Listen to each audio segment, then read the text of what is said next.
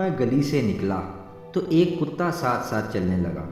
میرے ہاتھ میں ٹفن تھا، دفتر جا رہا تھا۔ میں سمجھ گیا کہ کتا بھوکا ہے، ایک روٹی نکال کر ڈال دی۔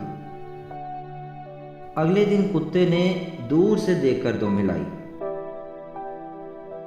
تیسرے دن گھر میں ایک روٹی زیادہ پکنے لگی۔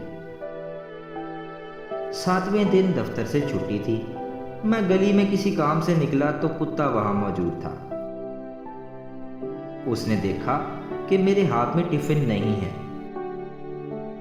بازار سے واپس آیا تو کتا میرے گھر کی دہلیز پر بیٹھا تھا، جانے کہاں سے میرے لیے ایک جلی ہوئی روٹی اٹھا لایا تھا۔